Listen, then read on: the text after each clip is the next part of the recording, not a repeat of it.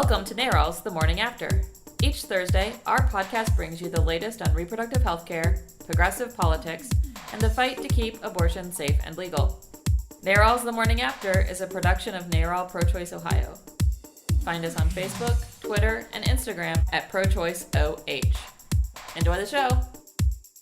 Hi, I'm Gabe. I'm Kelley. I'm Jaime. Do you guys know what ASMR videos are? I do, actually. You're about to make one of those Cheerios. Autosomal something reflex. Yeah, I don't know what it stands for. Do you know what these are? No. Okay, so it's a Makes new... your spine tingly. Yeah. I don't get it. It's not new, I guess, but in the past year's recent trend of people uploading YouTube videos with like really sensitive microphones, and they like whisper into the microphone and they eat things. And I found one the other day, and I used it to literally get my kids out of bed as like an alarm clock. As I walked in the room, it's a woman eating a jar of pickles loudly into the microphone. Oh, weird. And then there was another one of ear licking, so she just like licked the microphone. That is 100% uncalled for. Millions of YouTube views. Oh, yeah. Why? People are famous and making money off of these videos. And it makes me wonder, maybe we should have an ASMR channel.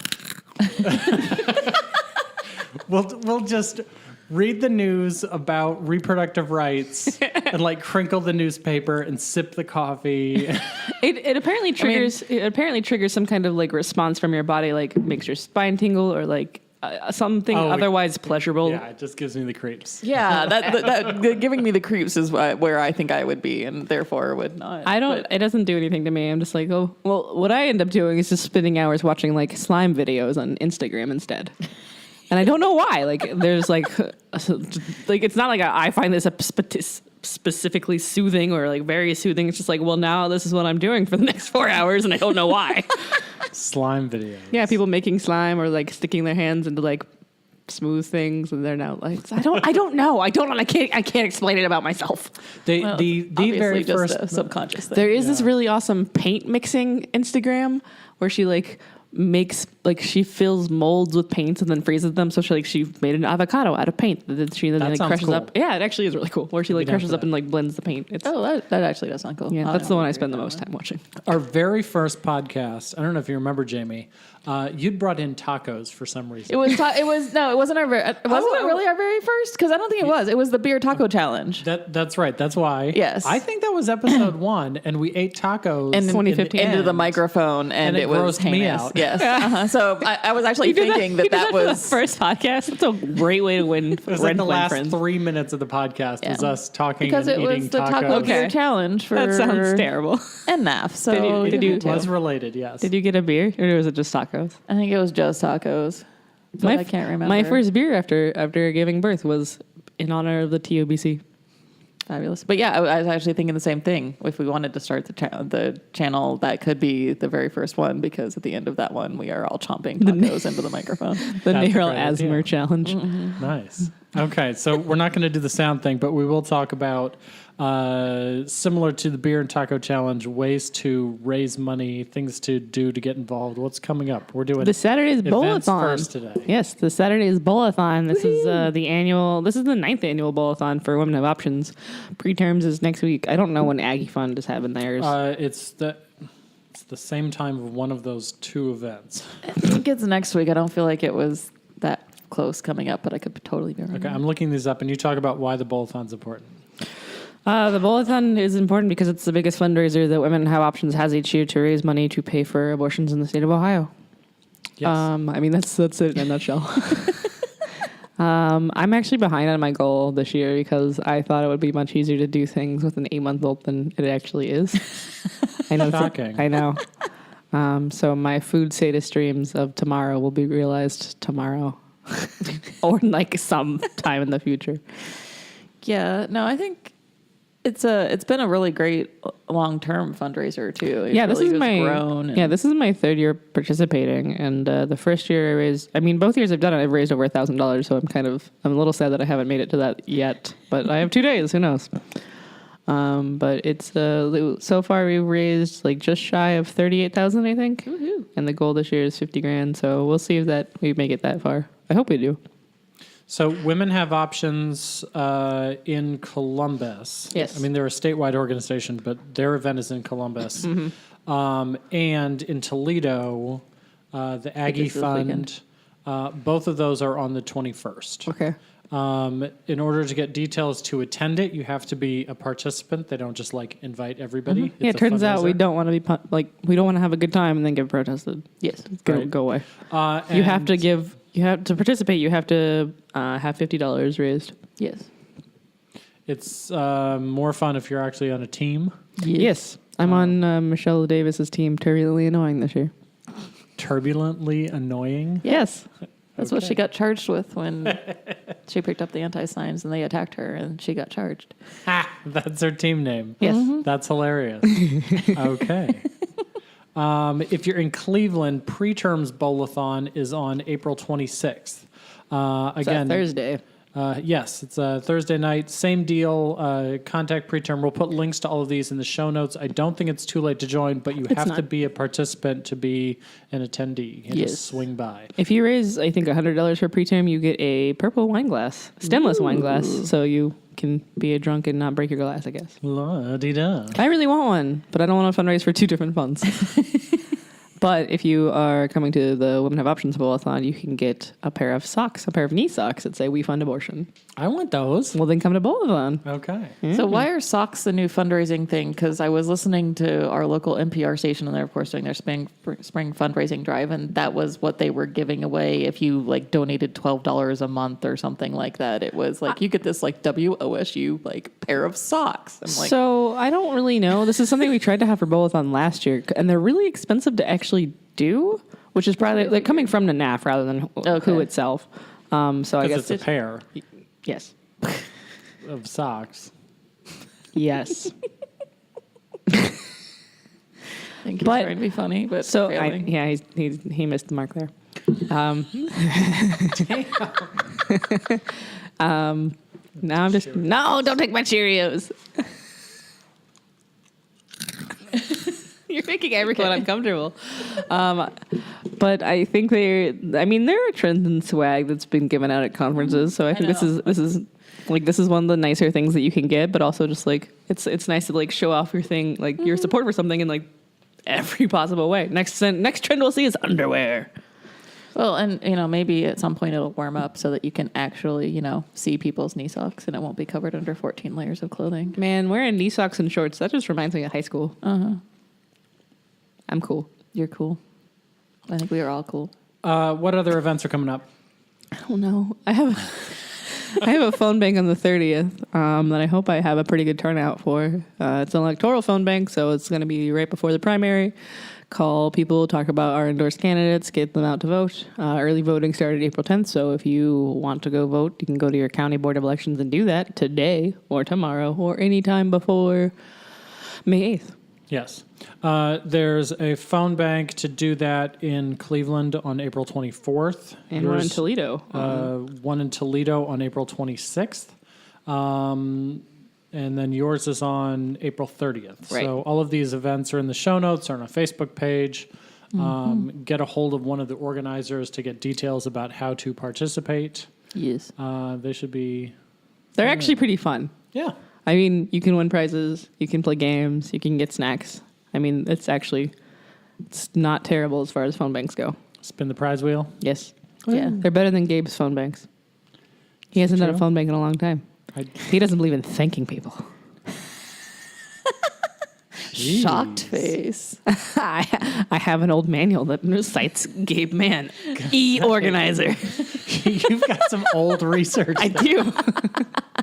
I don't believe in thanking people. That's because you come from a labor background, though. This is correct. Yes. I mean, it's the people that we are helping should be thanking us. We don't thank them. They're not doing anything for us This is why he's not They're the organizer. volunteering for us, so they should be thanked. to help them. No, not some of them. This is why Gabe is not the organizer. Yeah, this is true. He's the cranky old man who sits in his, stands now in his office. Yes, thanks. Okay, so you were talking about early voting. Early voting's going on now. Yes. Morse Road is where the county board of election is in Columbus. Yes. And so we're getting people out to vote, and we have endorsements. So many. A lot of great endorsements. We'll put the link to all of them in the show notes. You can find them on our website also. Yes. There's a whole album of them on our Facebook page too. Our website being prochoiceohio.org. Yes, thank you. For the people who are tuning in late. Yes. So we've gotten some nice acknowledgments from the people that we've endorsed. People excited about our endorsements, which I would hope so, because if they're not, then they shouldn't be endorsing them. But yeah, so I mean, that day we got a really good flood of like Cordray and Sutton, retweeting and sharing stuff and those kinds of things. But it's been interesting. It's continuing to, some of the candidates are using sponsored ads with our logo on them and those kinds of things. And this week, And then conversely, the tweet that we sent out. Yes. We want to mention that. Yeah, we'll talk about that in a second. Okay. But this week, Steve Deidelbach, the Attorney General candidate, actually used our endorsement in his fundraising appeal, which was an awesome thing about how he believes that, unlike Mike DeWine, our current Attorney General and also Republican candidate for governor right now, he would use his office to ensure that people have access to health care instead of wasting millions of Ohio taxpayer dollars on interfering with minors' access to abortion in Texas. Man, there are so many problems in Ohio that could be addressed with all those tax dollars that aren't related to abortion. Like, I don't know, the potholes. Infant mortality, maternal mortality, little things like that. Yeah, but the potholes. No, I know. You should drive in Michigan. It's ridiculous up there because they don't even spend the money Ohio does on their roads, and it's ridiculous. That's sad. Yeah, it's really sad. Another reason that state up north is not as cool as us. We should get toll roads. True. So we saw that email sent out by Steve Dettelbach for Attorney General. Kathleen Clyde, Secretary of State, was very nice in acknowledging our endorsement. We've loved Kathleen Clyde forever since she's been in the legislature. Some of these statewide candidates, they have solid careers. They've done other things. Yes. Kathleen Clyde, we've seen really up close and personal, standing up for women in the state legislature, in the House, always voting very solid, making terrific floor speeches in support of women. I was going back through my video archives the other day and found her speaking as one of the keynotes at Lobby Day.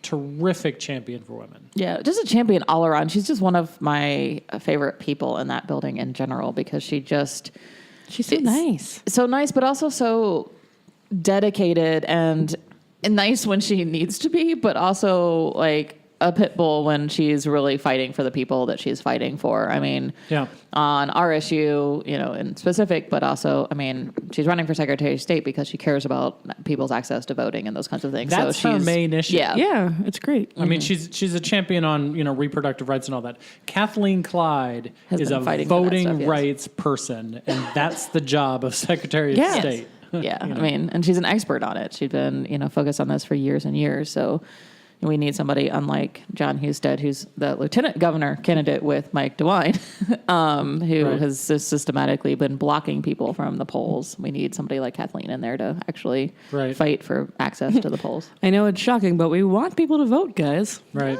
The impact of this specific issue on voting rights and the changes that the Secretary of State makes and how it affects people's abilities to get to the polls.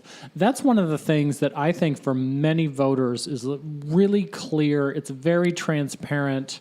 During the Taft administration, voting in Ohio was a pain in the butt. Taft? Yeah. Governor before. Governor Taft. So then Why are you acting like I should know that? Sorry. South Carolinian. So then Governor Strickland came in and Jennifer Brunner was the Secretary of State, and getting to the polls became suddenly so easy. Early voting opened up. People's access to be able to cast their ballot. Was early voting not a thing before then?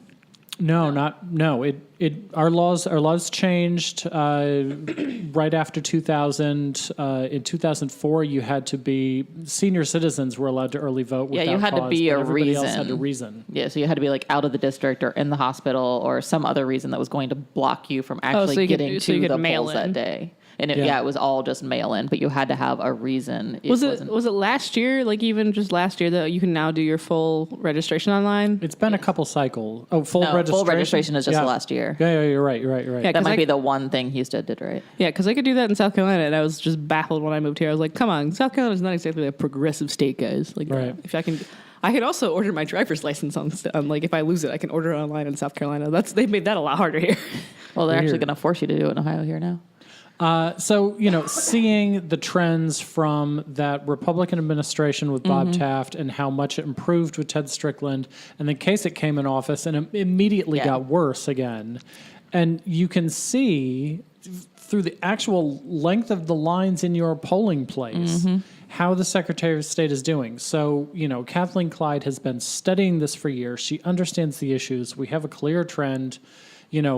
She's going to re-implement many of the very simple policies that Jennifer Brunner put in place a long time ago. This has a great impact to improve democracy in Ohio. And also, it tracks back to what we were just talking about too, with DeWine wasting all this money on frivolous ridiculousness on abortion access. They have lost so every time Houston does something that's unconstitutional in blocking access to the polls, limiting access for early vote and these kinds of things, progressive groups, including the Democratic Party and other people, have sued the state of Ohio to block those Houston things from going into place. Guess who defends Houston's office? Is it DeWine? Yeah, it's the Attorney General's office. So how many times has the state of Ohio been sued? Like just in the last 7 years? I don't know. More than it should have. Yes. Yeah, no, like every issue I'm hearing about, they've gotten sued over. Like even like the school system is unconstitutional. Yeah, that's Yeah. been going on for 20 years. I know, but like Yeah. why did I move here? I don't know. We're glad you did, though. Yeah. But yeah, so Welcome. it just shows, again, that kind of continuing trend of we don't care if it's constitutional or not. We want our stuff to go through, and we don't give a crap. That makes it really hard to defend. And like Republicans are like, we're here for family values. When like you don't care what like the outcome is, you just want what you want. Right.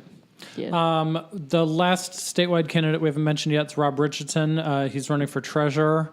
Really great guy. We're excited to support him. He, Yes. thanked us for his for our endorsement of him. So, that's Yes. totally cool.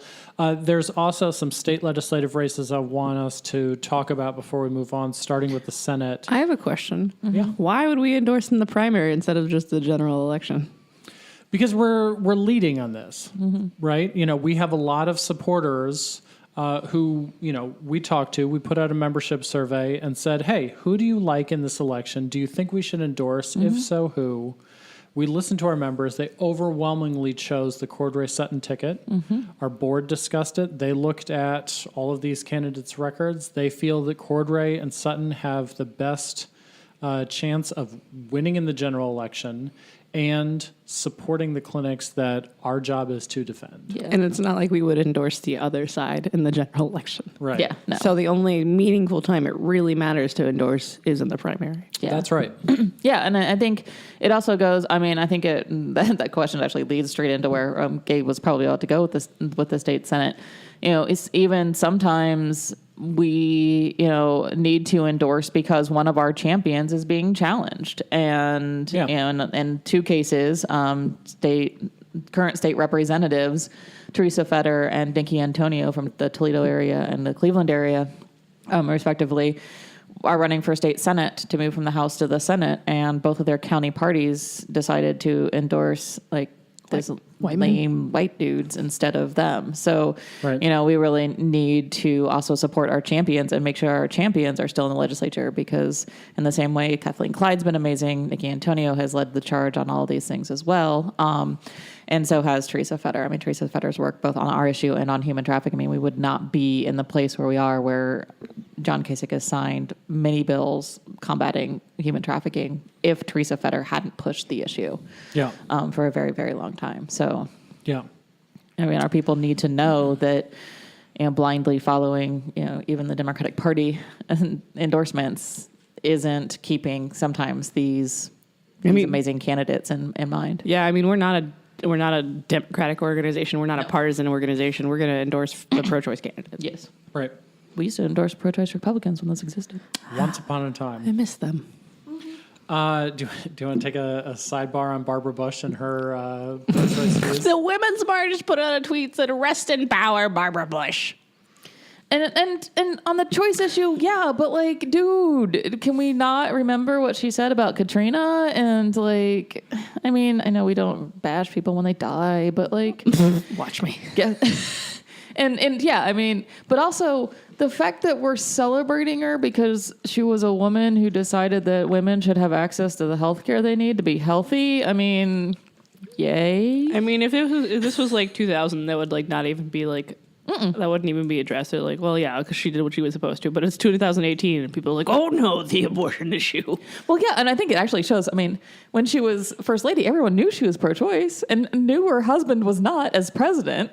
So, like, Apparently, Mrs. Kasich is pro-choice. yes, but like, it wasn't a big deal back then. Yeah. like everyone just knew Barbara Bush was pro-choice, and it was just how things were because it wasn't this huge thing in the Republican Party to kick everyone out that might actually agree with people having. access to I healthcare. think that's the part of it that I focus on here is her passing is a sign that once upon a time you could be a pro-choice Republican and it wouldn't be toxic. I think all the time about Richard Nixon created, Title X women's health funding, family planning funding. I had a class with somebody who argued that Nixon was not a Republican, so.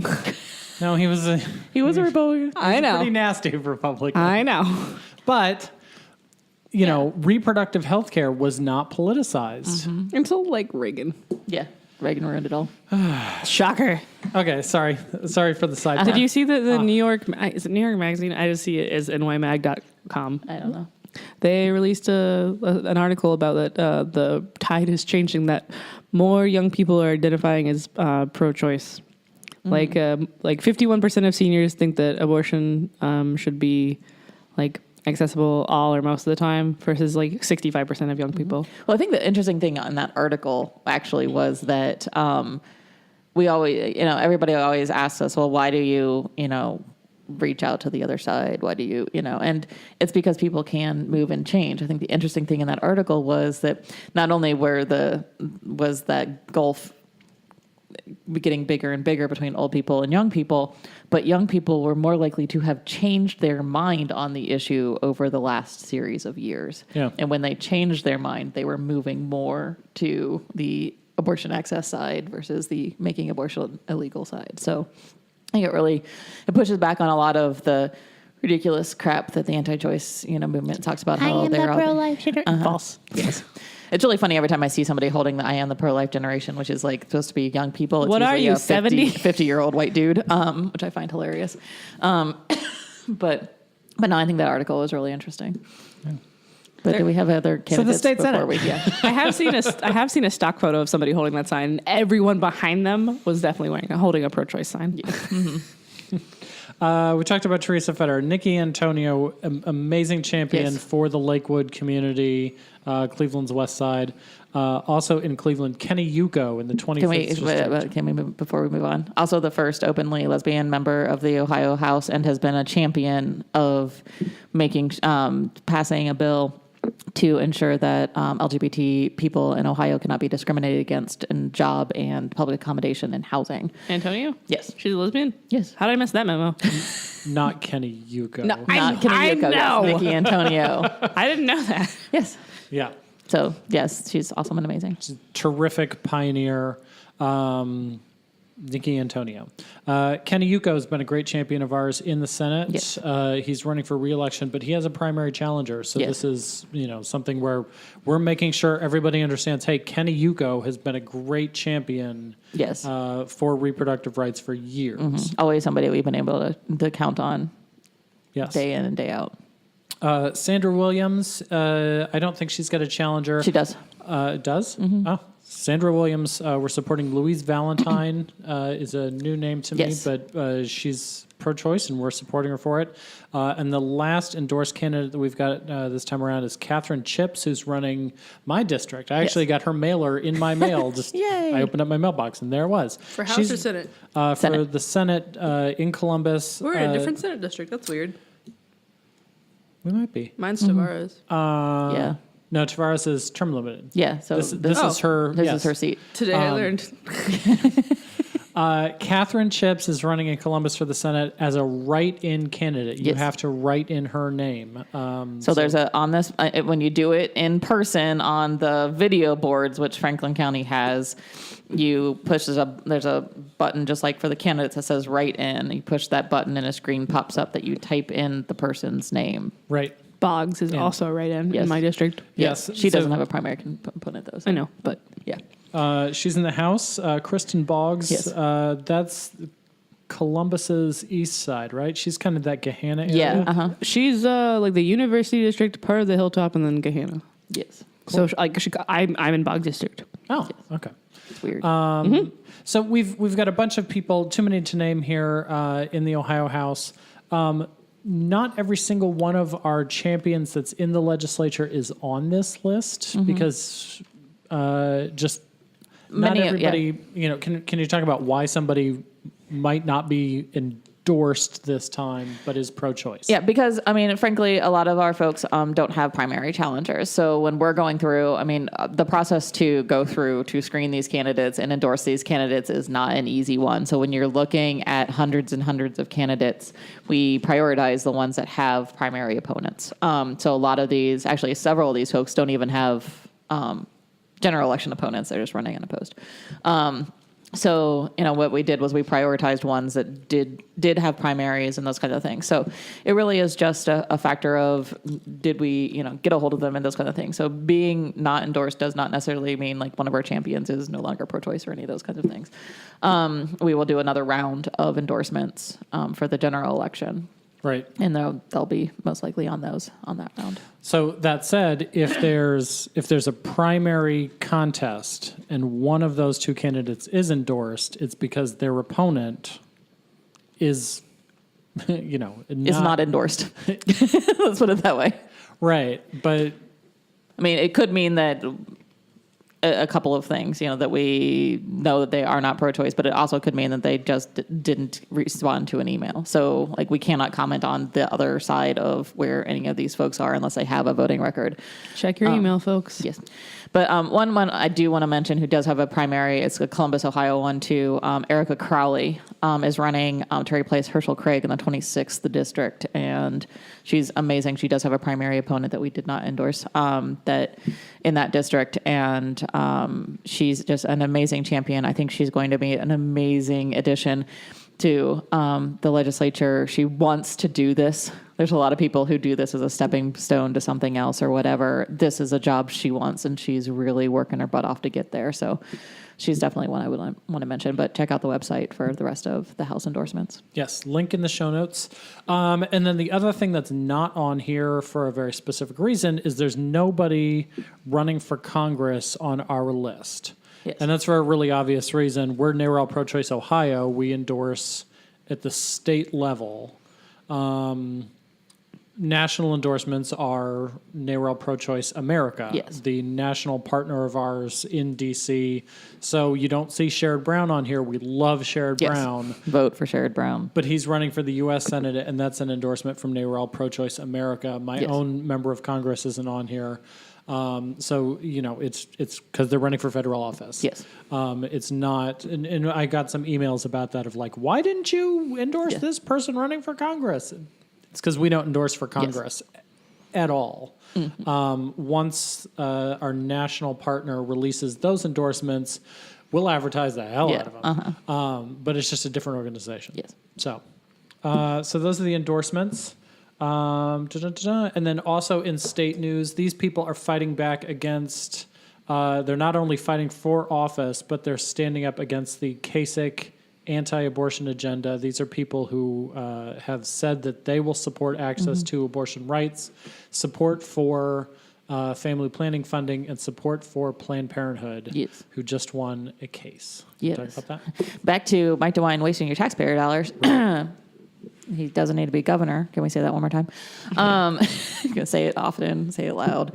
So yeah, this week, the Sixth Circuit Yes. Court of Appeals ruled unanimously, by the way, and like several of the judges on that panel were Bush appointees, so they weren't all like Clinton Obama appointee liberal judges. Unanimously said that the latest version of the Planned Parenthood defunding bill that passed, so the one that said that Planned Parenthood can't get money unless they don't do abortions, that is unconstitutional because it limits access to health care based on their provision of another type of health care.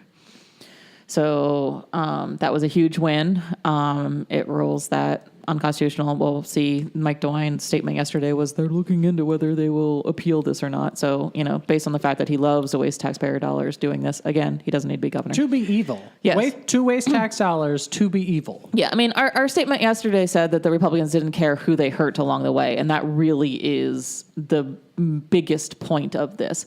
This was HIV/AIDS testing. This is infant mortality program money. This is rape prevention education money. This is, critical health care Three service. more. What I are know. they? I don't know. Comprehensive sex ed. Yeah, sex ed. For teens in juvenile detention and Foster care, yeah. Like two populations who really need this information and are probably not getting it anywhere else. Right.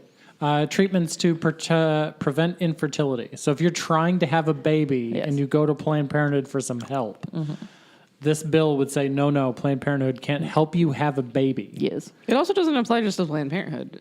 That's right. Any abortion provider.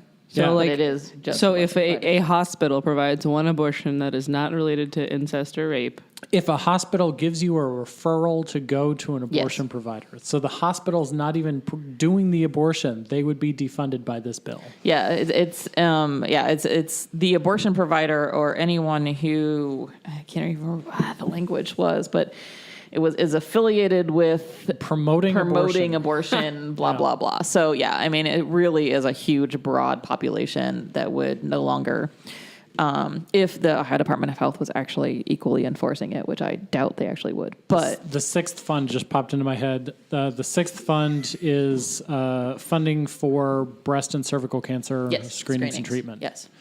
So I mean, John Kasich and Mike DeWine were willing to take away hospitals' funds for breast and cervical cancer treatment, to take those funds away just to try and punish Planned Parenthood. Yep. That's evil. And they're going to use tax dollars. DeWine wants to use tax dollars to defend that evil plan in court. Yes. Again, he doesn't need to be governor.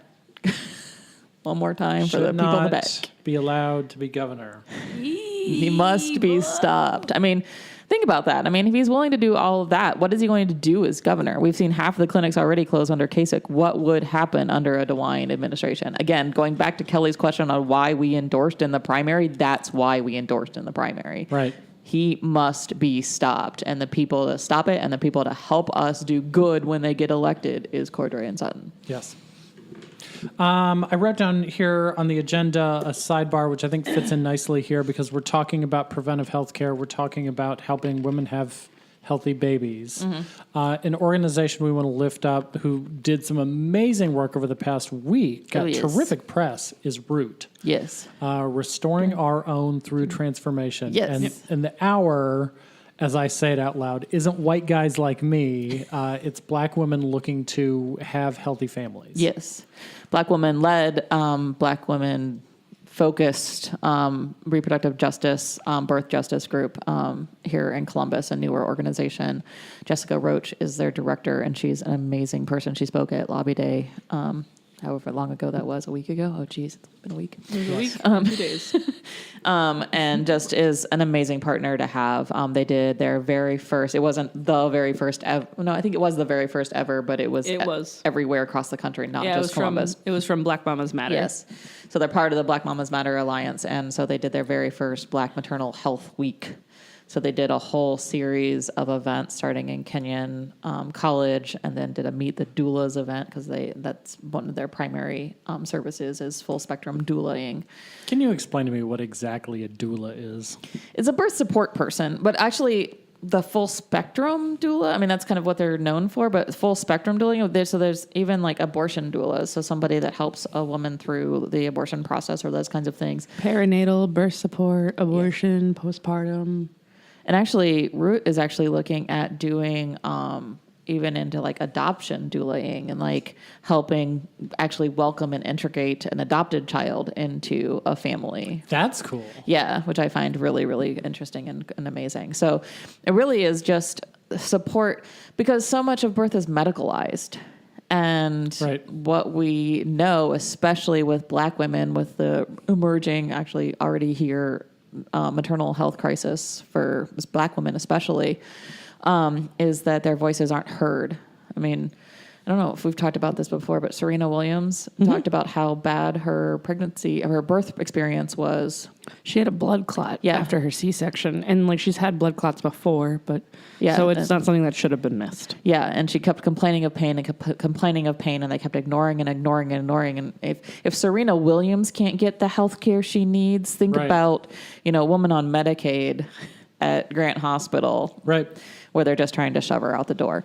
So really, it's about making sure that these women that they're working with have the health care and are being listened to in the system so that we can reduce infant and maternal mortality. They did a really fantastic documentary screening on Tuesday. Do you remember the name of it? Does anyone remember the name of it? Birth by Death, Death by Birth. Yeah. Here, you go and I'll try to find it. They did a screening of it at Clip, and so I got to see it last week. Oh, that's cool. Mm-hmm. Yeah, I missed it when I was here. I was really, really sad about it. But I'm going to have to see it at some point. But yeah, I mean, the whole week was amazing because it was just really a celebration of the work they do and a case for why it's important. And there's no Wi-Fi in this The film's called The Naked Truth, Death by Delivery. There it is.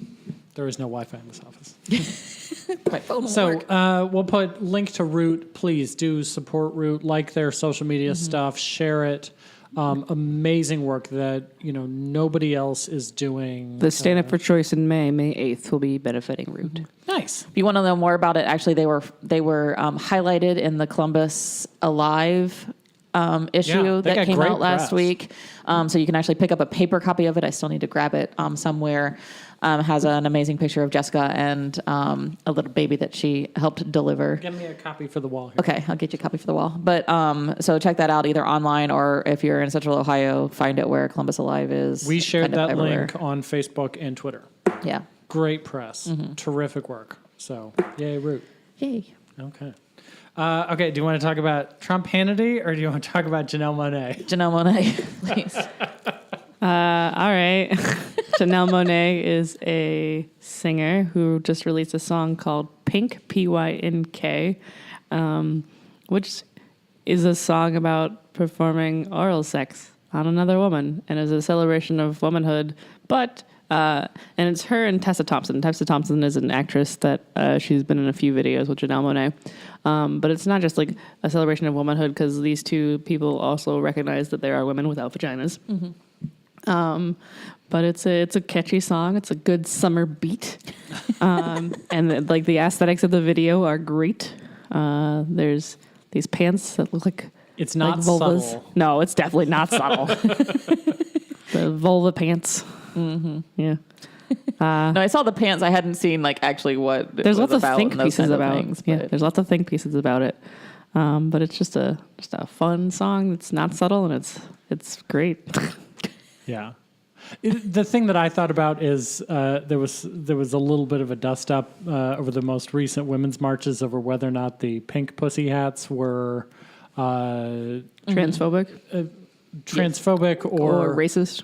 Or racist. And I thought, well, here's this black woman making an entire video about pink and everything is pink. And so I think this removes the stigma from the pink pussy hat. I don't know about that. I mean, I think it would depend. I think the pink pussy hat had all those things because white feminists the actual white feminists. Somebody knit me a Group. brown pussy hat and I'll wear it around. But no, I think it was more who was wearing the pink pussy hat than Yeah. the actual pink pussy hat in and of itself. The video's great, and I say that as a straight white guy. I applaud it for what it is. It's a terrific tune. I was listening to some of her stuff recently, and it sounded familiar. It's got this just little kind of vibe to it, this beat. And I was like, God, that sounds like something I've heard before. And then I saw an interview with her, and it turns out that she'd been hanging out with Prince for like the past few years, and he's been mentoring the hell out of her. I could see that. And There's, I mean, there's a lot of influence there if for you sure. love Prince and you're like, oh, I miss Prince, Janelle being Monáe's around, the way to go. because she collaborated with him. She's so good. Oh yeah, I love it's terrific. So we also did a podcast right after Prince died and Beyonce released Lemonade all in the same weekend. Yes. It was Sounds like, very stressful. oh my God. And so to see her, sort of continue to use his same stuff, but in her completely unique way that nobody else is doing. That's awesome. I think it was terrific. Yay. From Princess Purple to Janelle Monáe's Pink. Yes. Oh, it's great. I'm Just celebration of all of our organizations too. Woohoo. Yeah, I did see like some Planned Parenthood. Like, is this the Planned Parenthood jam of the summer? I'm like, I think it's more of a celebration of Black womanhood, but sure, Yeah. you can have it. No, it's good. It is. All of her stuff is really good. I was listening to her full albums. This is just one song, but Cool. Do you think I could pull off those bubble pants? I think you should try it. They're Should, really should I cool. wear them to the steakhouse? Yes. I think they should make an appearance at the Bowl-a-thon. Oh, if I could find them, I totally would. Yeah, I mean, that would Bowling definitely be Bowl-a-thon pants, but yeah, I think that's State House, right? But yeah, they're definitely not subtle. Like Tessa Thompson's like head comes out between her like knees at one point, and so she's like in the middle of this vulva. Like there's no subtlety whatsoever. Who's the photographer who took the pictures of the flowers? Giorgio, no, No, she, Yeah. but That's not a photographer, she's a painter. But yes, Okay. Georgia yeah. O'Keeffe. I mean, these look It's like Georgia O'Keeffe, subtle. yeah. Like if subtle. Georgia O'Keeffe made pants, these would be those pants. I would buy Giorgio O'Keeffe pants. I think people would buy the hell out of those. They would. So yeah, Do we have time to talk about Trump Hannity? yeah. It's You're leading Jamie's this. least favorite topic. I don't know why. No one's So- excited about it. Sean Hannity's lawyer is Trump's lawyer Woohoo. and has been. attorney privilege. Yeah, no, I mean, the fact that lawyer doesn't I think the bigger story is the lawyer doesn't understand lawyer-client privilege. But You should be Yes. disbarred. I mean, holding on to business records is not attorney-client privilege. Trump, people who were frauded by Trump University, I say in air quotes, they were awarded a settlement last week. Sweet. Yeah, $25 million, I think. Ooh, that's nice. So He's just paying off people right and left. there's so much Except they're news lawyers. that like you just totally missed that. If you've been screwed by Trump in one form or another, you've got a check coming to you. Well, it was funny. I was actually listening to MSNBC yesterday in the car, and they were talking about how much trouble he's having finding new attorneys, and part of the problem is because they are parts of big firms, and in big firms, like the partners have to agree to take on a new client, and there's disagreement among the partners, so then you can't take on this client. But one of the other things they talked about was the fact that lawyers are not really jumping at the bit to become his lawyer because they know he hasn't paid his people before. So why in heck am I going to take on this client that's going to be the biggest pain in my butt because he's going to tweet and destroy any legal plan I had for his defense or whatever. So he's going to, undermine my legal process every way, shape, and form he can. It's going to be a big pain in my butt. And then he's not going to pay me at the end. Like, Right. why in the heck would I take on this person as a client? Right. It's a I good don't question. understand how this man has gotten as far in his life as he has. I also don't understand why Sean Hannity doesn't understand what, the relationship with a lawyer is. Because no, you don't have to pay a lawyer to be represented by them. We have plenty of pro bono lawyers that we have legal relationships with and have privileged conversations with because they are a lawyer. We entered into an agreement. Like, you had to like sign stuff in those kinds of things. So like Sean Hannity going over here like, well, we just had conversations. He was never really my lawyer. Right. Like, no, that's not how this works. The guy Sean only has Hannity 3 is the clients. dispenser of fake news. Yes. The other 2 clients for Michael Cohen, both were using him to pay off women that they'd had affairs with. Yes. For Trump, it was Playboy Playmates, but for the other guy, he was processing a check for $1.6 million so that the woman could go and receive an abortion and also That's a you lot know, of be money. paid off. And this was a major funder for the Republican National Yeah. Committee and for Donald Trump. You know, I think in a normal presidential administration, that's like the giant scandal. The fact that you've got Mike Pence, you know, going into the vice president's office thanks to a fundraiser who's paying women to go get abortions, and Pence It would is be campaigning if against Trump hadn't abortions. raped people and we didn't care. This is why I think like our focus on all this, like, people don't care. Like, they elected this person knowing all these things. Yeah. Like, that's the thing. Like, we're screwed up. I almost cussed. You should be happy with not having to bleep that out. Like, we don't care. Well, I'd care. But, I mean, they actually just released a poll. It was under the auspices of what the heck is wrong with white people. Like, 53% of white people still think Trump's doing a great job. 2 thumbs up. Yay. And 11% of black people. Like, what is wrong with us? Like, why are we so mentally screwed up in the head that we can't understand how ridiculously screwed up all of this is and how not normal? The only thing I liked about what Comey said this week was like, this is just not normal. This is not how things should be working. Right. But, you know, the vast majority of white people are like, hey, this is awesome. Right.